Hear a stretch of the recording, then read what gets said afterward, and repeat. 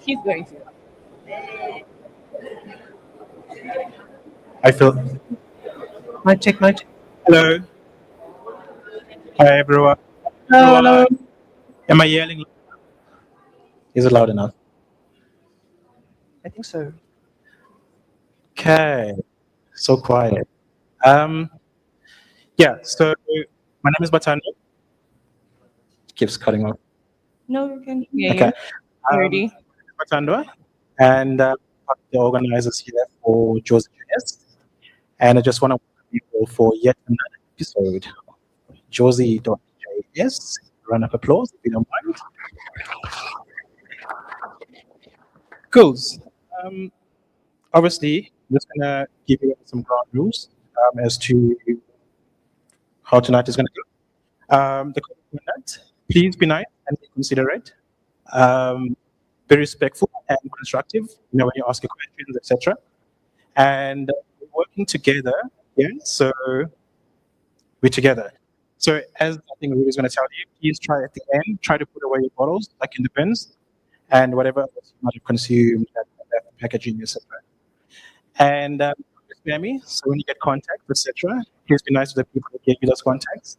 And if I'm missing anything, thank you. Hi, folks. Yes, thank you. We thank you. We thank the sponsors, BBD, for making today possible. The pizza, the drinks, all courtesy, so we appreciate the space. As Stefan also mentioned, please be kind to our space. We have talks, just like how you can see it today. Sorry, it keeps going off. Test. Submit a talk. So you're going to see all the people that are talking today. And we, if you want to be one of those people, you can scan that. We have two different types of talks. This, I think, is the long one, and this one is the light one. So a lightning talk is about 5 minutes. And when the 5 minutes goes almost over, people will start making some funky stuff to tell you that time is up.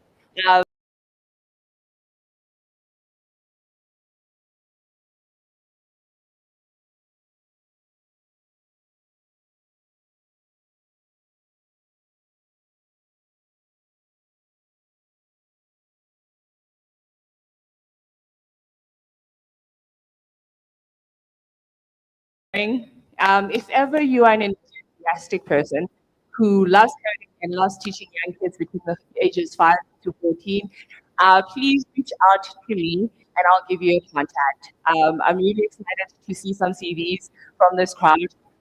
So if you are looking for a part-time opportunity, and yeah, you like teaching coding to kids, not me. Nice. Okay, public service announcement. I don't know if you know about this, but it's worth knowing about Axios as a really terrible exploit. Who uses it? Okay, use fetch instead. Rats are really, really bad things. They can take over your whole computer and eat all your keys and all your cheese. So if you scan the QR code, then you'll be able to see if you have been hit by the exploit or not. It is very clever what happened, but also very nefarious. So yeah, it's got about 300 million downloads every month. So there are probably people in this room who are either directly affected or who are using a package that uses it. So just like, check your stuff. I had a little note about it last night. I'm not even kidding. It's serious. Okay, other news. So I like to infiltrate JavaScript and tell people about Python. That's my jam. So Software Foundation now has so the Python Software Foundation is the foundation that looks after Python language. It looks after the events that happen, it looks after the community, it looks after the infrastructure, so the package index, all of that, which is the biggest package index in the world. There is now a South African board of directors for Python Software Foundation. And that is me. So I wanted to say, hey, thanks. Shucks. And so the thing that I do is I try to bring in the Southern African perspective. I spend time with other communities around Southern Africa. But I know that there's Python folks in the room here. How many Python folks? Python folks? Okay, cool. All right. So like your experiences matter. Like my whole thing is to bring your experiences to the board so that decisions can be made without just like looking at the global north. So if you have any questions, if you have any like complaints, if you have any like crazy ideas, you can get hold of me. There's my email address, and um, I'll read everything. I promise, but I don't always respond. It's a lot, a lot. But yes, that's it. I think we are with the intro, and our first speaker is over there. Hey, do the intro.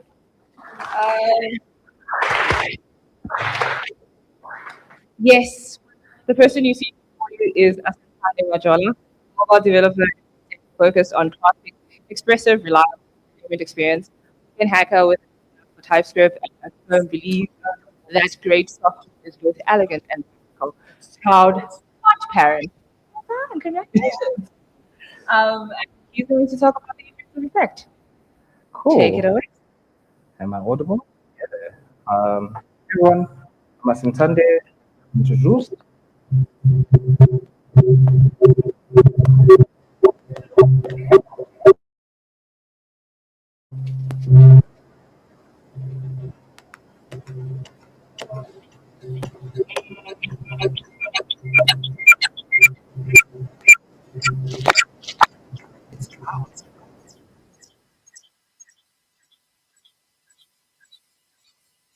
Okay. No problem.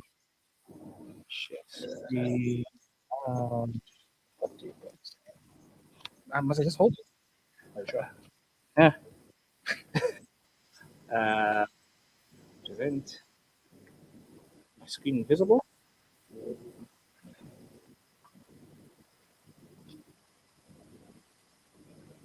Okay. Not sure why I'm showing. Screen.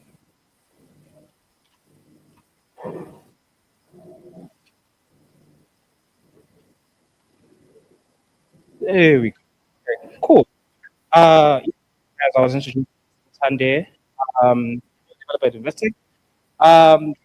Perfect. So, I don't know who here has used sync awaits JavaScript and use sync awaits using Edge.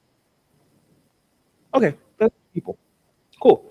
So before we start, this is going to be for you who worked with TypeScript before. You've seen promise to production, but you don't know exactly what failed. And also, if you're curious about a better async within TypeScript.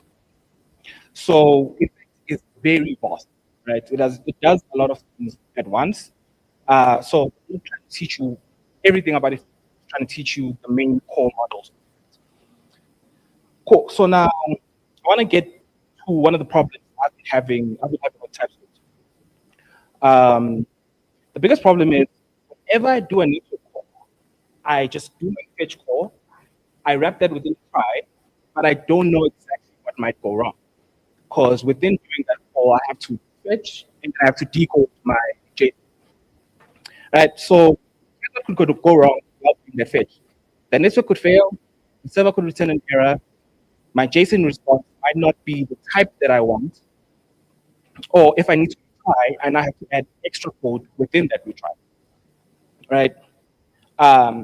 And all of the stuff is invisible within the compiler. You have to do that stuff yourself. So I want us to look at some code. Um, having to hold the mic and do this at the same time. So using the Pokemon API for this talk, right? So as I was saying, in this line, I'm doing my fetch. I'm checking if that response. Okay, cool. I'm checking if that response is okay, and if it is, if it's not okay, and if it's not okay, I throw an error. And after that, if it's okay, I my JSON, and then I coerce my data to be of type Pokemon.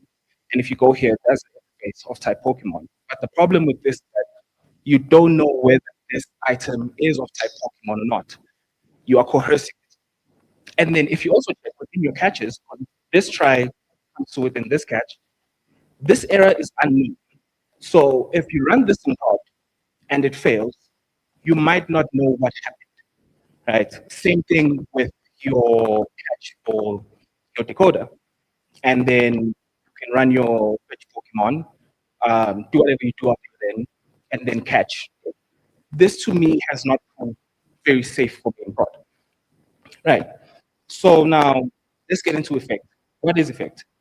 So instead of your function returning a promise like this does here, so this function says, I'm expecting a promise of type Pokemon. What effect does is you have a few things. You have your success type, which is your happy path, which will return your Pokemon.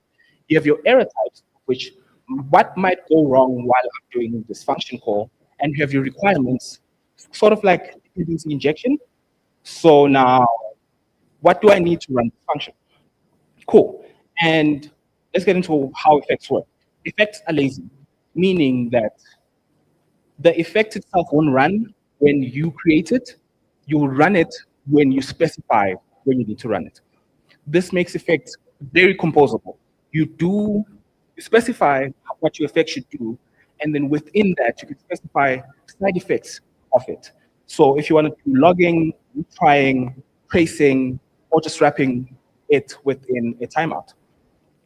So writing effect is a little bit different from your normal TypeScript. It uses generators. Now, in the JavaScript world or TypeScript world, if generators are not really used that often, effect leans into them. So if you're doing your asynchronous call in the normal way, you just do this, you have your async within your top level, you wait it, and you get back your user. With in effect, you have to yield it, and then it will return everything, your happy path, success, your errors, and your requirements. The key difference here is yield. It props up every single error that you have specified so that when to create that code, anyone who's using that code after you knows exactly how it might fail, how it might succeed, and each module that it might need to run. And all of this is done during compile time. So let's look at how this looks like within code. We can skip this, we're going to get to it. This is the function. So here's my effect. I'm expecting a Pokemon type, and I'm expecting 4 errors: a network error, HTTP error, schema error, and a path error.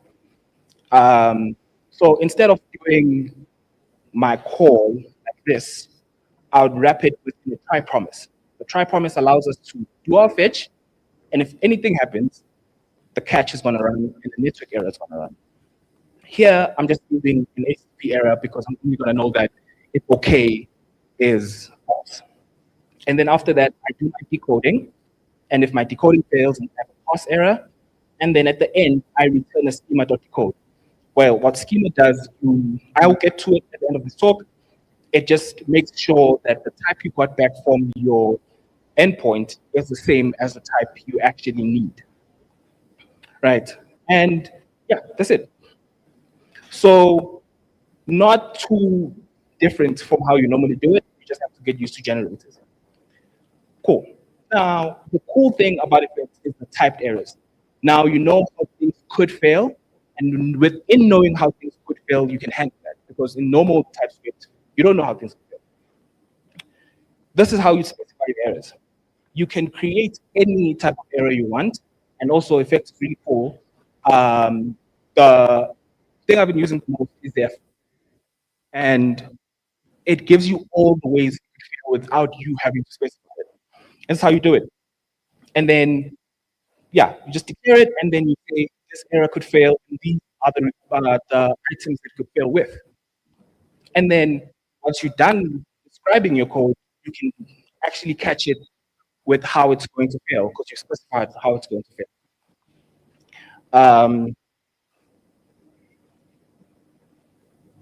Yeah. So that, if you don't handle these errors, your effect compiler will warn you.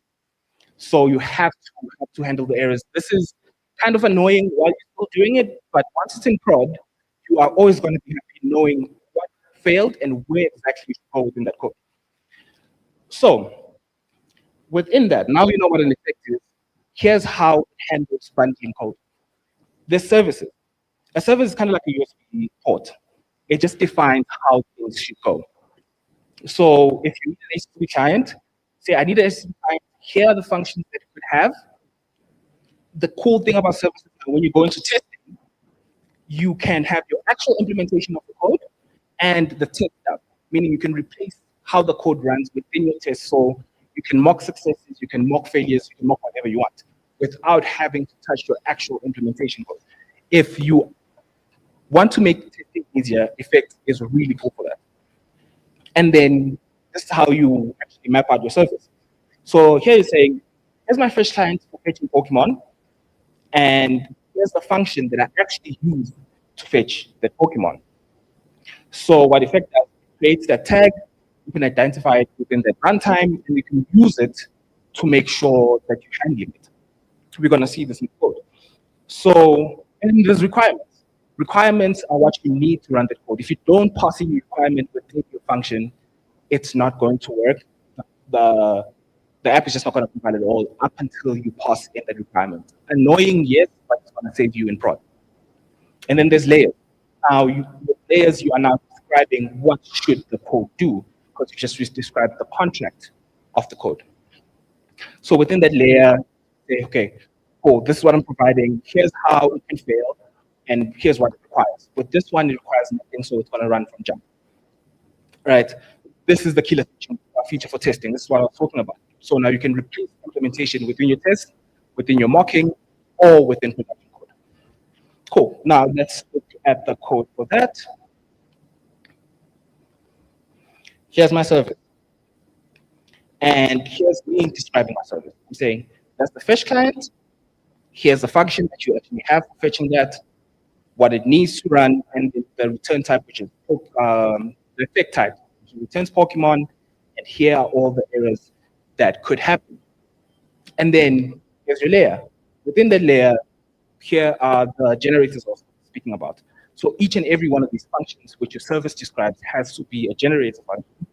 This is what it needs to run, which is an HTTP client. And then you describe it. Here's what it needs. Here's your actual call. And then here you just need to sure that your type matches, the type that you're getting from your API matches what you actually have within your type. And then this is just a chaos function that I have that runs, that fails 1 in every 3 times, and then it returns a Pokemon. Cool. We can go further. So, but before I go further, we'll actually get this code running. So here's what that code does. So if you know Pokemon, the first one has around 125 Pokemon. So if I run this, it will fetch all of them at once, concurrently, right? But right now it's doing it one by one. It's going to take forever to run. So that's what it does. So now I'm going to get to schema. A schema is just how you describe what your data should actually look like. So here I'm just saying the ID is of type number, the name is of type string. Now the cool thing about schema is that you have what your code should be, and it generates a type for you. So you don't have to do that those separately. And then obviously there's that decode function that we used, which you can make sure that whichever type you're getting from wherever matches your type description. So no more code stuff, because that can actually bite you in prod. Cool. And then the streams. Streams are kind of like arrays that you can act upon. And I did this for this. So I know that Gen 1 Pokemon is 1 to 125. So I do that. I generate them, say 1 to 125, run for each of them, run them concurrently. So meaning run 20 at a time. And once one is done, add a new one up until you get to 125. Cool. So same thing runs as you would run your maps or just your normal effect, or your error type, or your requirement tracked, and you can cancel in the bot at any time that you want. Cool. And then run drains runs each and every item that you have in your array, like for each. And then tap just runs side effects that you don't want to be affected within your code. We can look at this here. If I show you the actual code here. So I'm saying, here's my lookups. My lookup might be an array of type lookup, which is just a string or a number. And then within that, I get here, I make a ref to state. So whenever an item fails to fetch, I add, okay, this has failed once, increment that, failed twice, failed 3 times. At 3 times, I cap it. And then I require my fetch client, because I needed to run the actual item. And then I have exponential backoffs, meaning that every single time I retry, I make sure that I'm not just hitting the endpoint multiple times. So I would hit it once, wait for 200 milliseconds, hit it twice, 400, so on and so forth.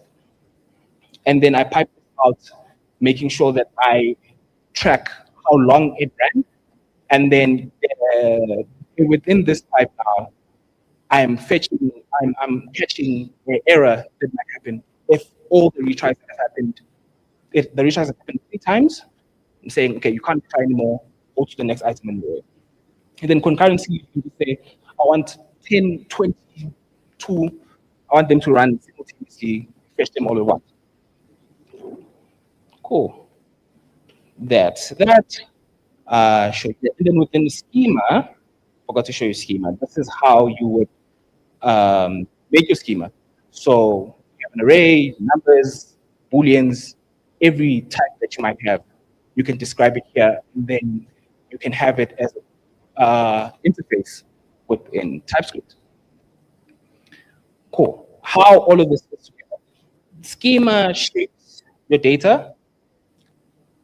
Effect describes the program. Services are your contracts of how everything should run. Layers wire up the application. And then streams process data over time with concurrency and backpressure. Once you've modeled this model in place, that's it. You can use this code to make sure that whenever you have errors in prod, you can deal with it. And the nice thing about Effect is that they are continuously building up upon it. So there's RPC for your network, if you want to do it that way. They also have an HTTP service which you can fetch, and also you can build a HTTP server if you want to with it. So it's all contained within one. You don't have to add in extra libraries. You just have one and run it. Why you might want it? The compiler becomes your safety net. So rather than errors happening in prod, they can happen while the compiler is running. Testing becomes trivial. You can now introduce mocks as you want and keep your mocks and your production code separate. Complexity scales greatly. So now you can have your implementation code, and if you want to do any side effects within your implementation code, you can pipe that through Effect. So you're not touching implementation code. You don't have to go.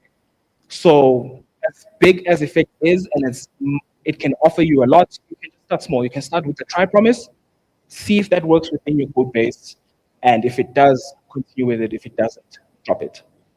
Where you might not want it, the mental model takes time. Learning Effect took me around about 3 weeks. So if you're trying to introduce this in a big team, it's gonna slow down your velocity, which is not great. Small projects don't need it. If you don't need dependency injection, composable schedules, or any error type, just don't use it. You don't need it. Honestly, once you've used Effect, going back to non-Effect code feels kind of scary because you don't know how things might fail. So once you try it, it's very hard to go back to. Might have just speed run this. Yeah, that's it. If anyone has any questions, we can ask it.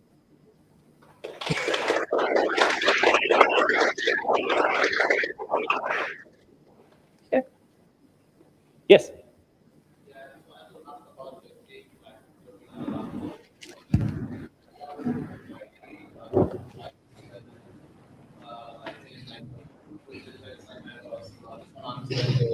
Just hear the mic.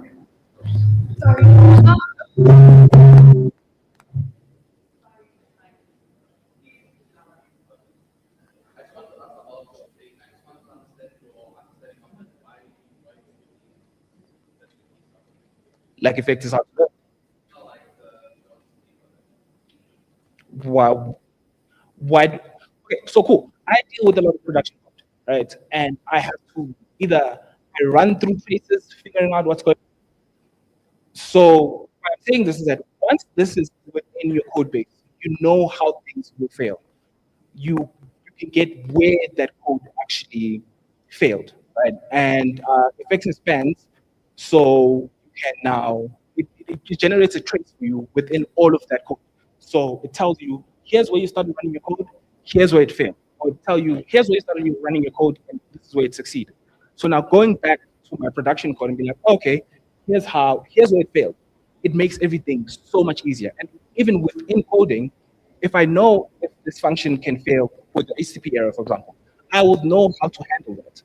But now if that's not there, I won't know. I can only see once it's in prod, which is a big problem. Yeah. Do you have to define the errors or? So that's the thing, right? If you use effects ecosystem, they will define the errors for you.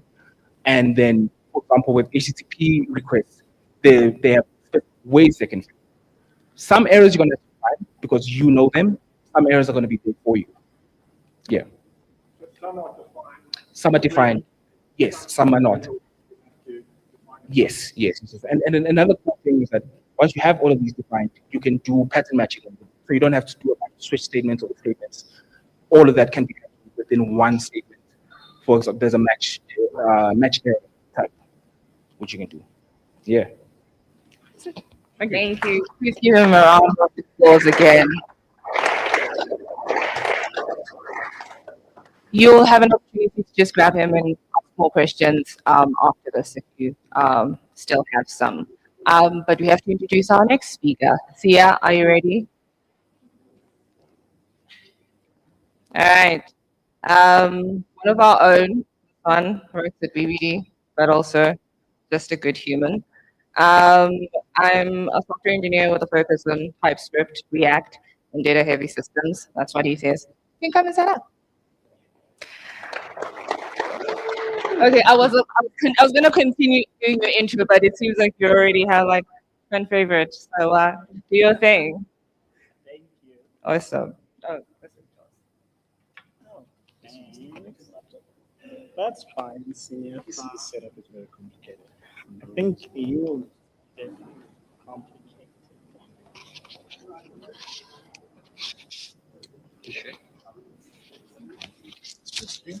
Can I just put in this part? I'm gonna break your mic. Let me wait a bit.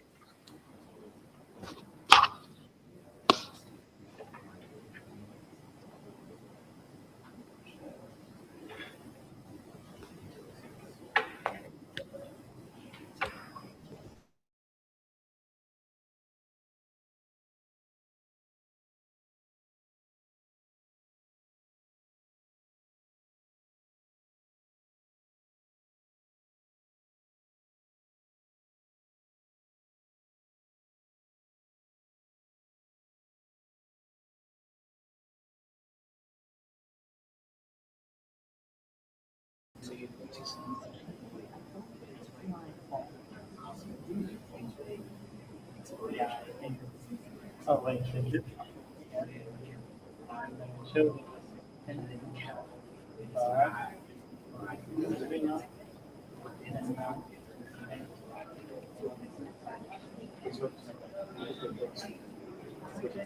Let's try the stream.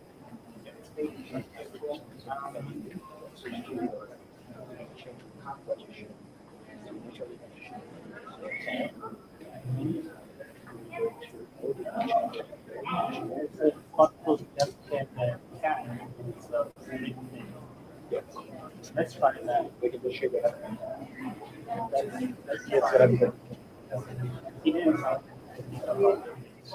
I don't think it's anyway.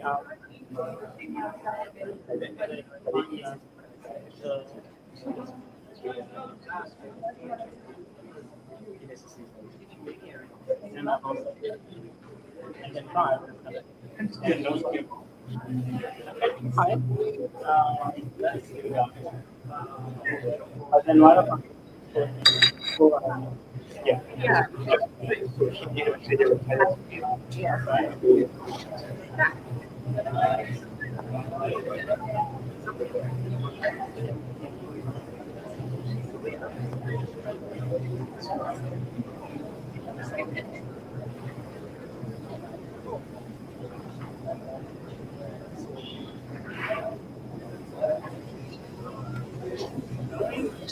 Sorry about our technical difficulties. We're sorting it out from.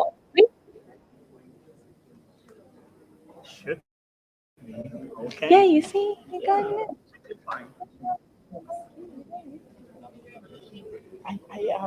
There you go. Okay, let's get started. Sorry about that, everybody. Please come back.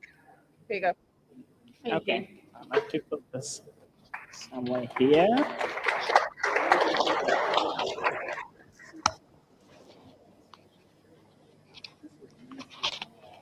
Okay, cool.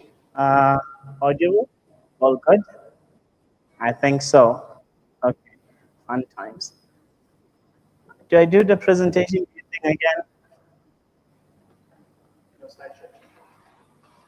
It'll work the same. We should be okay with this one. All right, cool. Good. Is it good night or good evening? It's one of those, I think. But good evening, everyone. I am Sia. You can call me Sia because that's my name. If you want to use my full government name, it's Siyabonga Guna. But you can stick to Sia because it's easier. And essentially, I am a software engineer. I specialize a lot in React and TypeScript, so a lot of front end. And essentially, I care a lot about clean code and systems that are going to be maintainable in the future, not just today. That's difficult in React. It's a lot easier in TypeScript, but there's a lot of gaps missing that still make it a bit of a challenge. And essentially, I like to ask questions about what the intent of the system is and what its contract per se or interface is before I start to build it. And I become a bit evangelical about it at times. So essentially with that, when I'm not thinking about code or code principles or about functioning systems, most of the time you'll find me diagnosing and or repairing, if I can, an old Mercedes-Benz from 2006. If you cap up the model, it's a W203 M271. As you can see, I dabble where I can, but not really a mechanic. I'm just someone who's interested about systems and what interfaces they define. And you'd find that even an old car does have an interface that it tells you and that you read, even if you may not know exactly how you look at it. And if I'm not repairing an old Mercedes-Benz or looking over stuff about principles of code, I'll probably be watching reels on trains on social media or actually going to ride one in Pretoria, Hatfield. If you're interested, they have a steam engine train there. And essentially with these data-heavy systems, it comes to the point where when you work with a lot of data, they need to be presented in some way. So you need to find a way to present that data in a way that the page is not going to crash when the user clicks the same button twice. So you need to care about the data-heavy systems, the contract for them, and how you display it. And so essentially with this, I've built backends as well in TypeScript and Node, as well as I've built frontends. So that essentially means I've worked in the heavy front end side, and then I've worked in the part that gets to the heavy front end, which is your middleware. You call it middleware, the middle part, the server that connects to that data heavy system. And so I've worked with TypeScript. It is an honor and a horror as well. Why is it an honor and horror? Because at the end of the day, TypeScript becomes JavaScript. It's one single thread away from honor. And essentially, with all of that, I do consider myself to the large text as an architect. Now, you may be thinking, oh, architect, solutions architect, fancy. Now, I'm not talking about building full-fledged systems, 2C instances, and all of that in AWS. So I do dabble around with Lambdas and all that, but not that type of architect.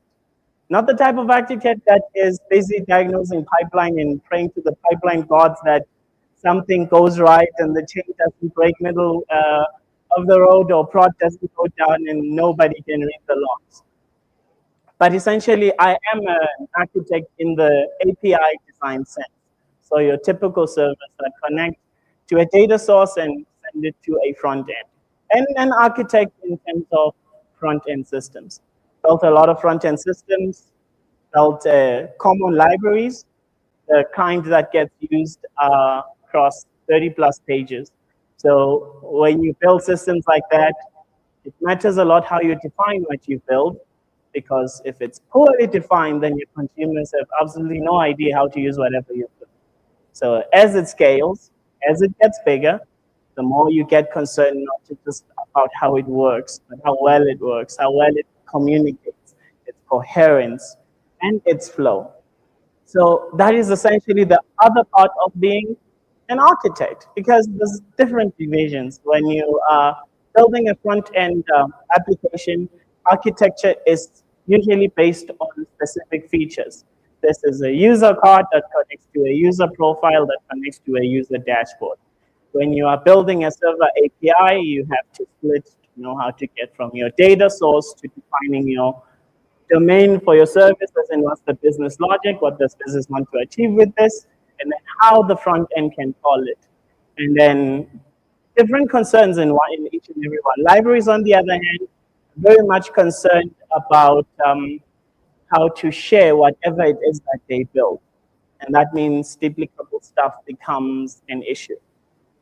So that's essentially that one part, that oddness that you begin to find, that switch where when you start to investigate all of these things, you begin to see patterns and you begin to see, let's say, duplication. So to give you a bit of background into why I'm even going on and on about interfaces and why you should care. So when I was starting out in the project that pretty much established a lot of what I've learned today and how well I've learned it, I started off being as a junior. You essentially see what's been done, you copy it, you paste it, and you move on. But at some point at that time, you don't really know what's right or wrong. So you don't know how to distinguish good design from bad design. You don't have a great or strong opinion about how a specific thing needs to be built and why it needs to be built that way. So it's essentially taking a bunch of pieces together, bringing it together, making it work, and then you move on. But at some point, problems start to pile up. New features are requested. We want feature A to integrate with feature C and D. And then when you start looking at that, you make whatever you do, bugs start to appear. Essentially, business requirements increase and demand goes high. And so started thinking about this, that, okay, business requirements are growing, features need to be added, bugs need to be solved, but I'm not working in the most efficient way. I think not anymore, because now I'm getting to the part where it's like a revelation, what's going on? And I'm like, okay, something has to be wrong here. Why is it that when I need to hit feature A, somehow feature 10 is involved, and feature 10 is the odd system, but I'm working on, what's a good example? Well, let's say I'm working on a user card, which is front end, but for some reason I'm touching auth, a basic display thing. I'll find a good example maybe during the talk. But essentially, you're touching one thing and somehow something that's completely unrelated just keeps cascading, and you're like, why am I touching this? So essentially, you start asking yourself, why is it that the ticket I've received now, which is ticket A, somehow related to ticket C, which was resolved 2 weeks ago? And then it keeps piling back up. Now, ticket 11, for some reason, is the same familiar look with ticket 5. And for some reason, every time someone touches the auth system, 2 bugs appear. And now, instead of adding one feature, you have to add one feature and fix 5, and 4, and 3, and 1.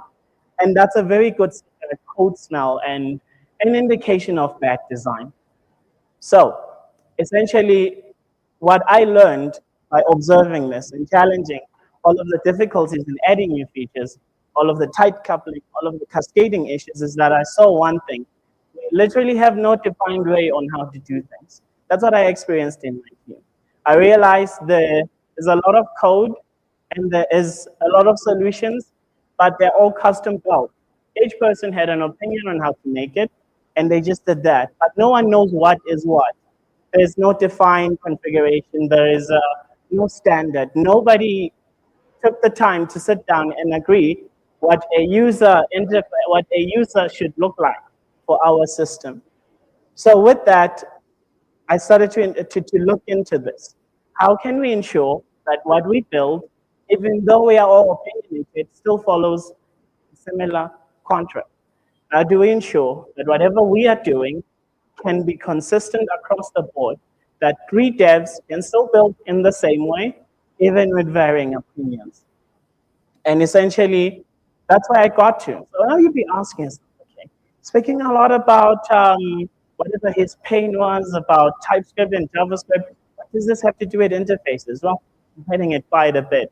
That what exactly is the idea of an interface? It's language agnostic. I hope I'm using that right, because agnostic means independent of whatever field or framework or language. I believe that's the definition. So interface is language agnostic. What it does is it defines structure. It defines an agreement. It defines what needs to be done, not necessarily how, and it defines the definition of whatever you want to build.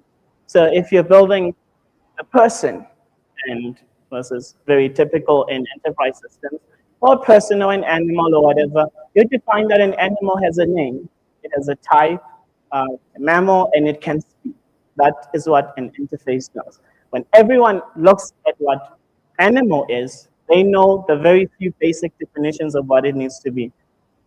Now, across my experience in building systems, I've found this to be quite helpful to the point of being absolutely necessary.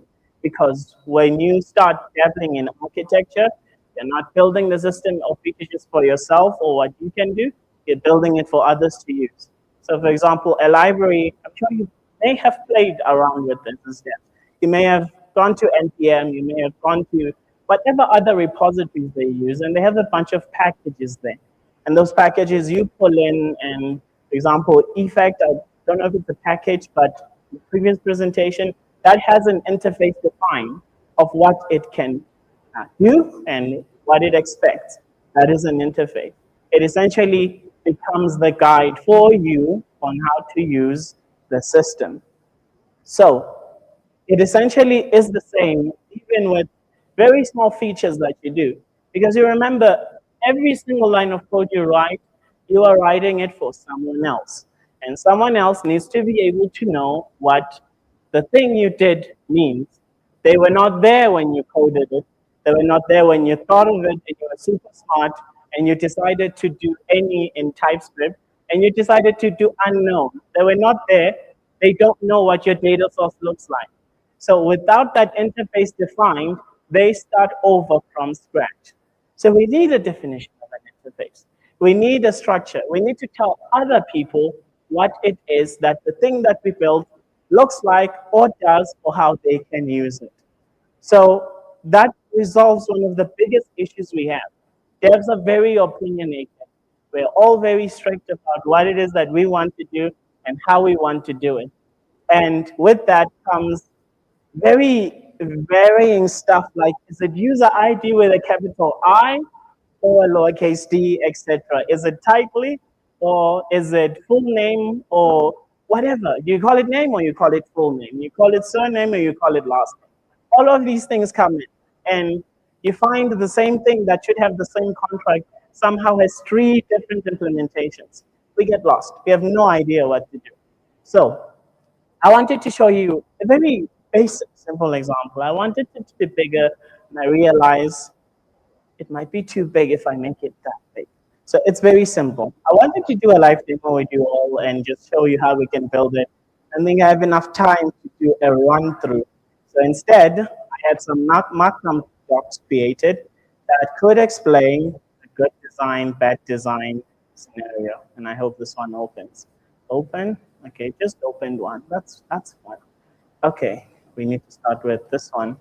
Yay, fun.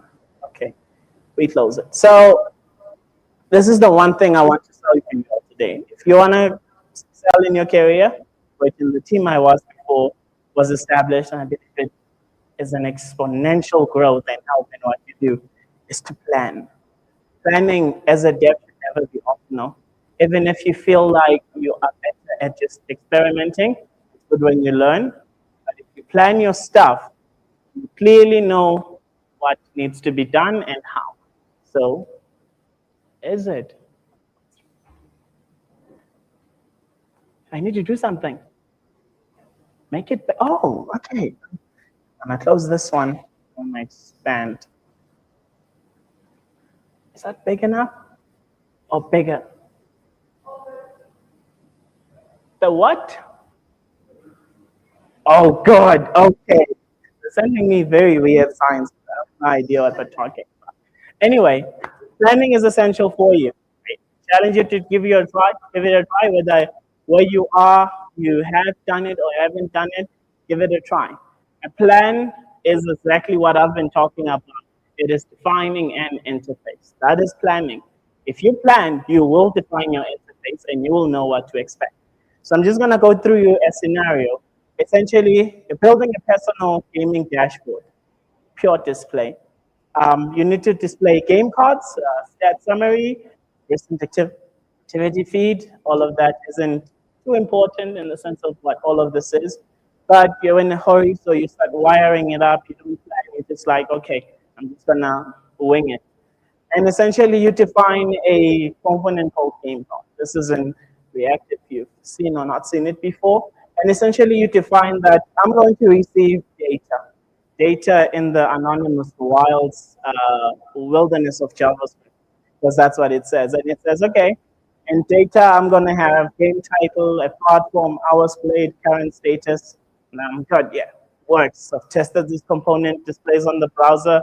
Demo was happy when I displayed to the client or team lead or whoever wanted to see this feature. Happiness, now I say they want a game starts, and you were like, game starts, that's a game, right? Correct, it is a game. Fantastic. Now let me just slap in tightly times loaded, completion time, last session. I'm going to get all of this, and this is going to be displayed on the browser. It's a little card thingy that just has stats, nothing complex. And this is, by the way, very minimal code. It could never, ever produce any problems in future, like, ever. This, like, who would care? And then item, because recent activity. The naming is good, though. I have to commend it, because they actually named it game stats and not game st, and they named it game card and not game something or just a blank card. So we can commend that, because good names matter. In a sense, the function says what it does. Recent activity, there we go. Items played, hours, progress, and they start slapping it into their dashboard. And there you go. These are my games. This is an array of objects. This is all that I want, recent activity. And before I go on to the problem section, can anyone tell me, from looking at the object in the first index and the second one, what could be potentially wrong with defining the specific nature of stuff, as in how it looks like? As a new dev, yeah? You can go? You are raising hand? Yeah, you can go. Precisely. There we go. Now the next time comes, and I promise you, we use this all the time. It's global search. If I'm new to the project in this thousands of file, I just search title. And then I'm getting, okay, type the game title. What exactly do I need to look for? Is it title or game title? Then the cascading comes. Now, when something changes, you have to look every instance of game title and title. You're doing one feature, but you're changing two things. Very nice, beautiful design. Doesn't give any headaches at all. And then there we go. That's the first portion. An interface was not defined, so the contract is not set. Dev 1 said title, Dev 2 said game title. There's a lot more that comes to it. And then there's this beautiful thing that somehow made it into, why is it doing that?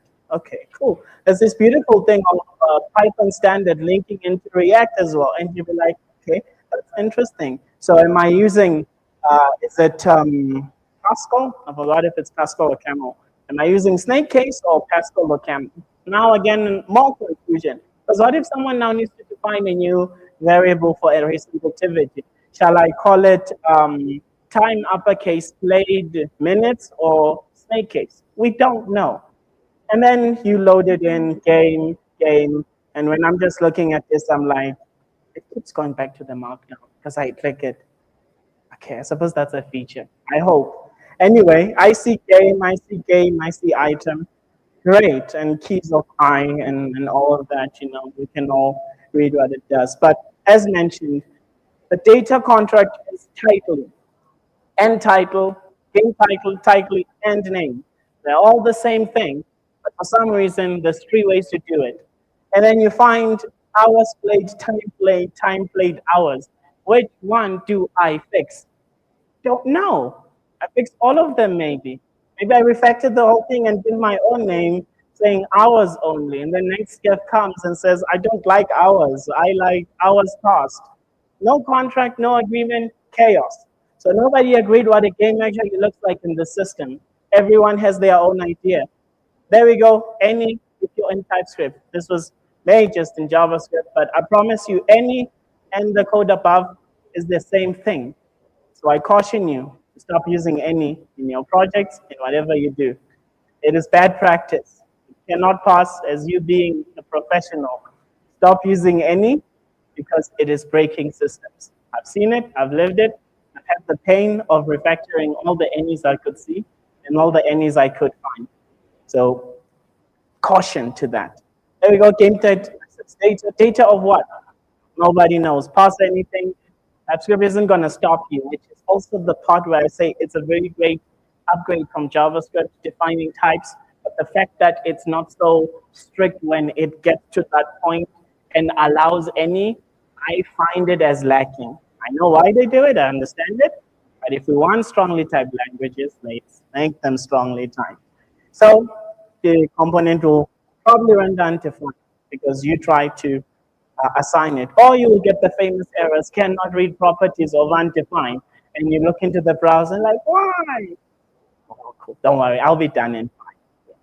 And you're like, if anyone has ever worked in dev, cannot read properties of undefined, and that is always a pain. But had you defined your interface in types, TypeScript would probably warn you that you cannot have this. This may not be there. I'll show you, can I show you actually? No, maybe not. But anyway, two objects with completely different shapes. Something goes wrong, your UI breaks, you have no idea what broke. You have no idea whichever one of those you defined made it an issue. So it cascades now. And then at the end, you said, okay, I fixed one thing, but now I had to do 6. That's what life looks like without interfaces, without a properly defined contract and an agreed upon standard of what things should look like. So instead of just doing your job, getting it done, moving on, just never ends. Now, if we were to look at it again, in terms of how we would fix, it's so small to fix it, but it takes a bit of attention and care. I believe good code looks like people who care. It looks like it's written by someone who cares. And what that means is whatever you do in your job or your projects, have a little bit of care about your future self and others who will look at that code. So contract comes with this. That's the whole point of it. It's the same dashboard and everything, but now we did one small thing and we defined an interface and we call it game.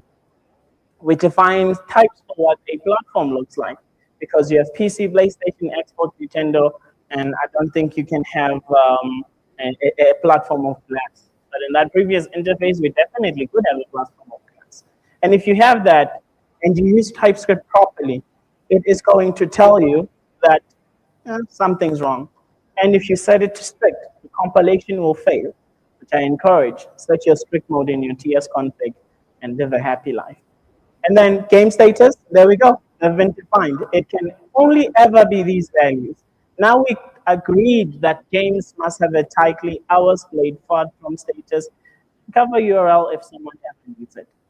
And essentially, a single component was written. Now we have one component. We agreed upon what this must look like. Then one data, one shape. And the moment you define that it must be of type game, then it will literally expect only these and nothing more. Makes your life a lot easier. That little bit line of code changes a lot.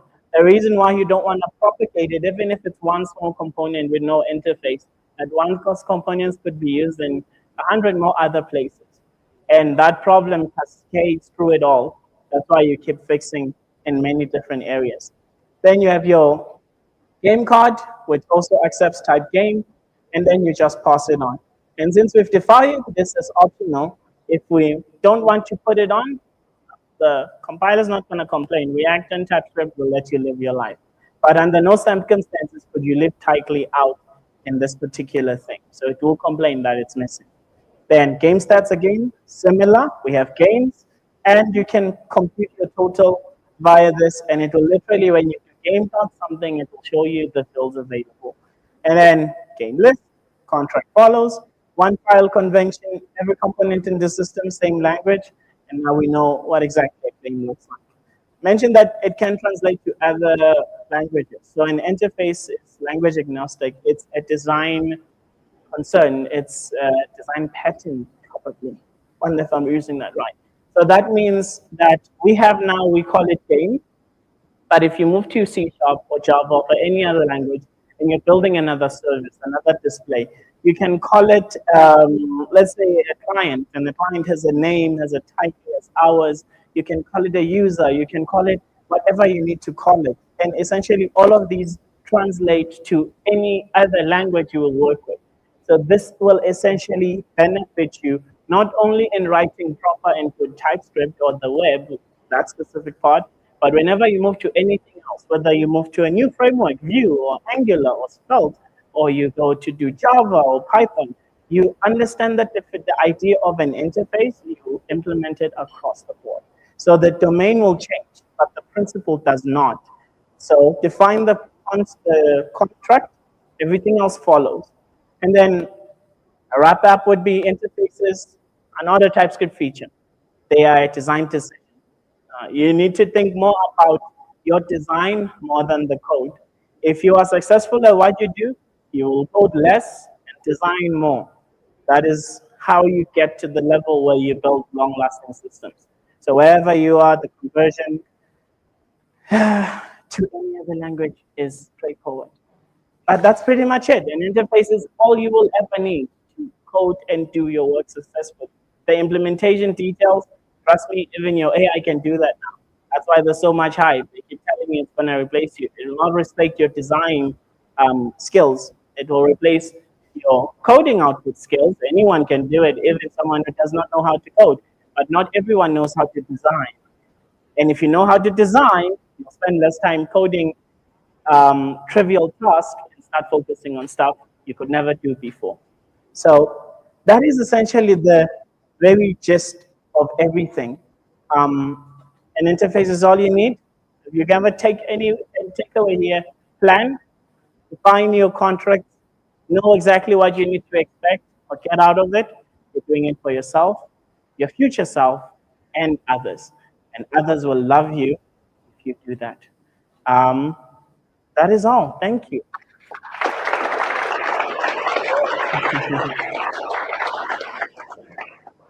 Setting up. Question. I like your style. One of my favorite quotes about clean code is always program as though the next person to read your code knows where you live. That is true. You may.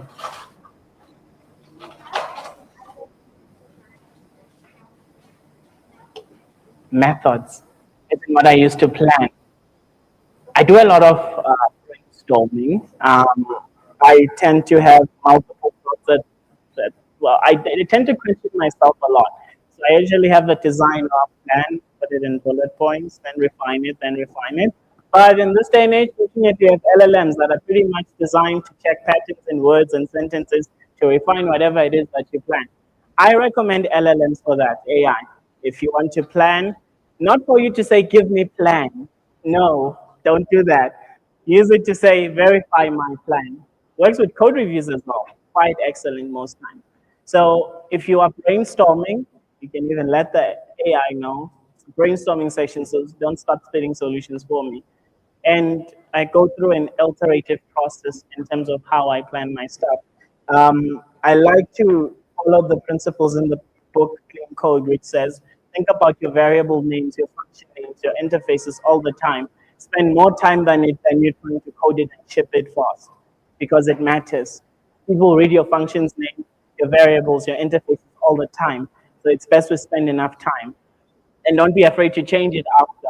It's okay to change your mind because maybe you weren't fully aware of everything going on. So yeah, it's essentially a continuous iterative process that you keep refining. Yeah. Thank you, Sia. Thank you so much. Please, if you still have more questions, grab him and ask the questions. One thing that I wanted to say, if you are interested in the post that I mentioned earlier, come to me and I'll give you one of these stickers so that you know where to send your CV. And let's eat. Thank you so much for joining us. Let's do this again next month. Sorry. Cheers.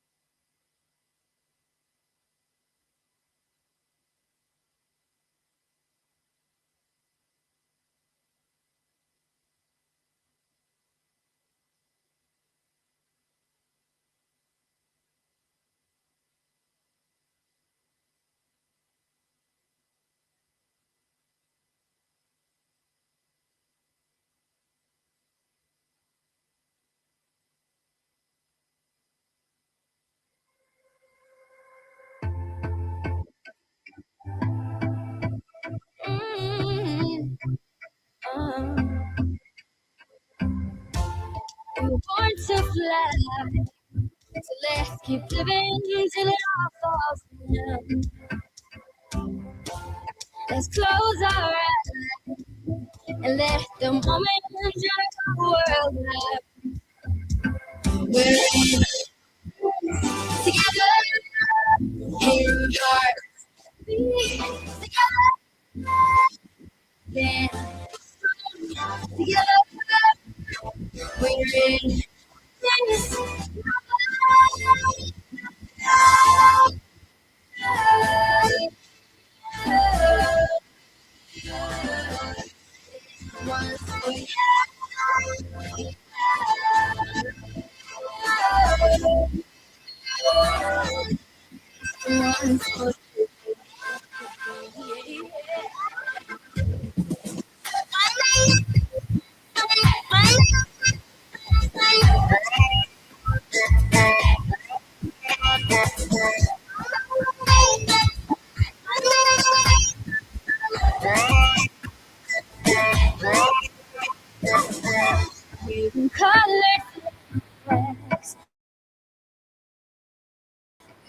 surrender. There's no standing down.